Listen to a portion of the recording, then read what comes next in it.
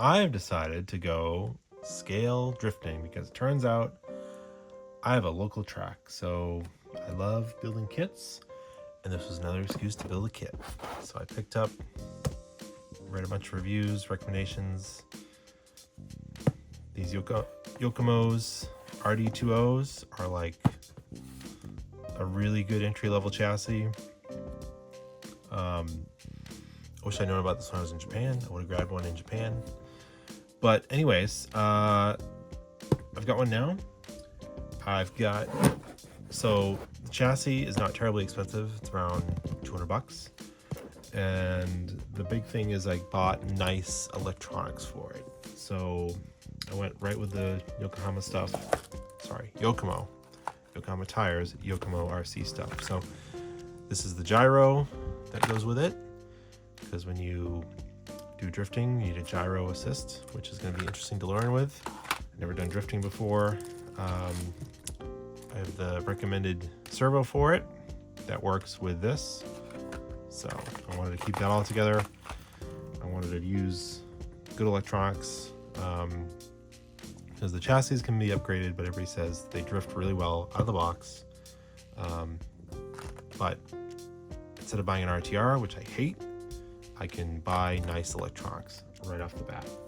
So I spent a little more money on electronics, but these should last a long time. And then I went with the Hobby Wing D10 brushless and the matching ESC. And then I've got actually out of my hotshot project, because I'm not going to run it, because this hotshot, I got to finish the decals. Whoops, knock something off the shelf here. I think it's just too nice. Once I do the decals, this is just me a shelf queen. So I stole the Futaba receiver out of it that I'm never going to use. So I've got that 3-channel, which is what you want, one for the gyro. So yeah, I've got this, and I'm gonna start building this. I'm not really gonna do a build video because that's, I think, kind of boring. These have been out for a while. Nobody really needs to see how to build these. I'm not gonna bring anything new to the table here. I'm just gonna pop in with different parts as I go along with the build. So I'm definitely just winging it here.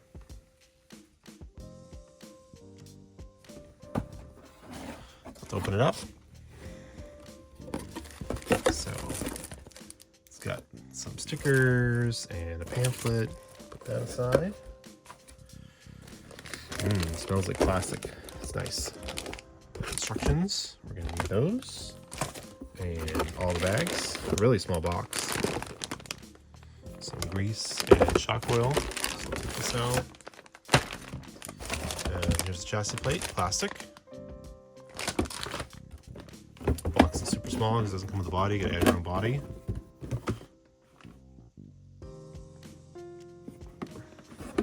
Interesting, this one's made in Taiwan. Thought these were made in Japan, but no worries. It's kind of cool they're in Scuba.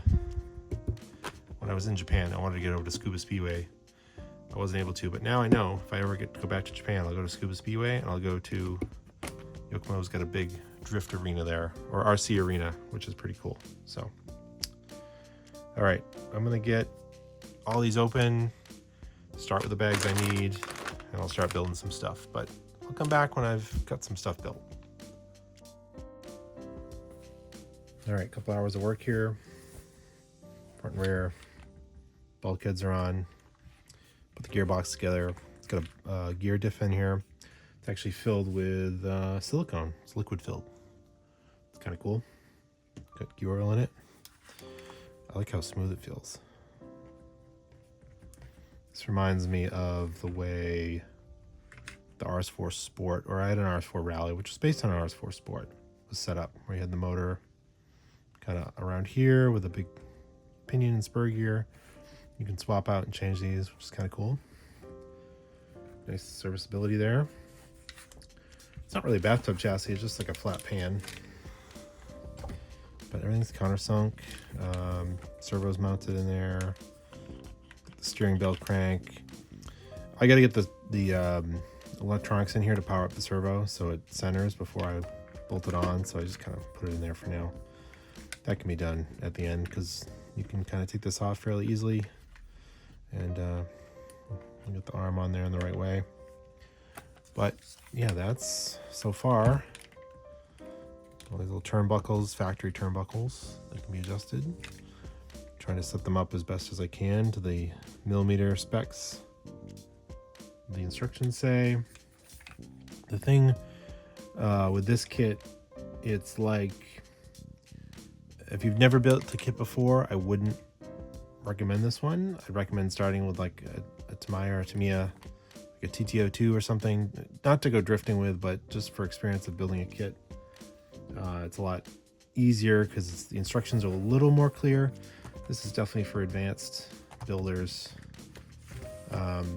You know, stuff like there's no in the instructions, it doesn't tell you, it tells you what bag the stuff comes in, but it doesn't tell you where on the sprue they are. Like normally there's like a number and a letter and it tells you what part it is. So you have to be really aware. It does give you call outs for like certain suspension pieces where it has a millimeter marking.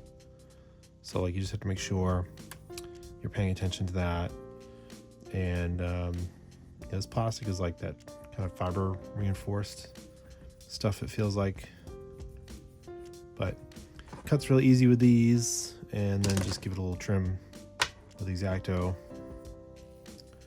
But everything fits really well. I haven't had to fight with anything to make it fit.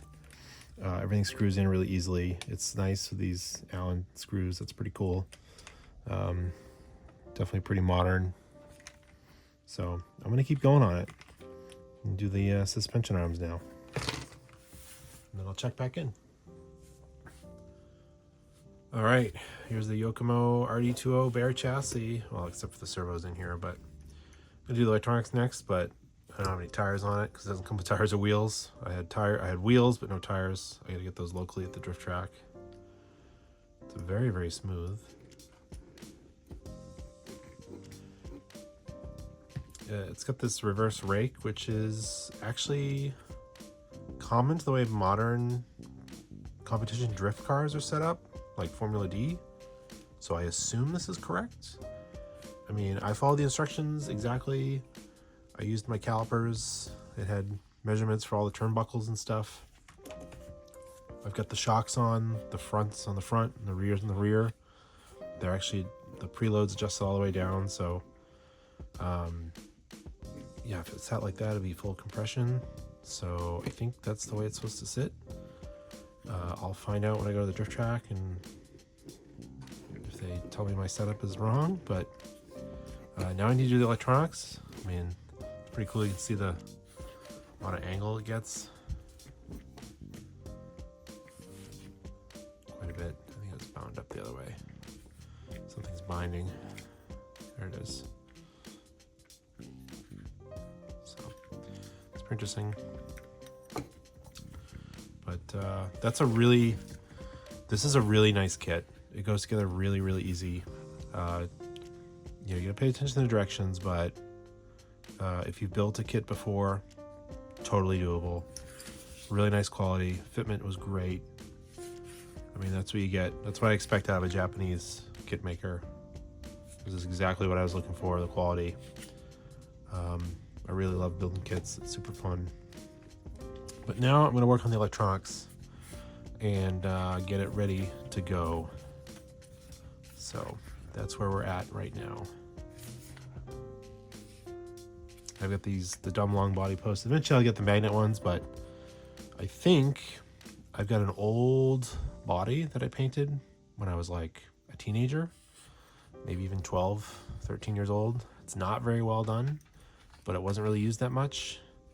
And maybe I'll use that as a bash body to learn how to drift with before I make one of my really nice bodies I want to make.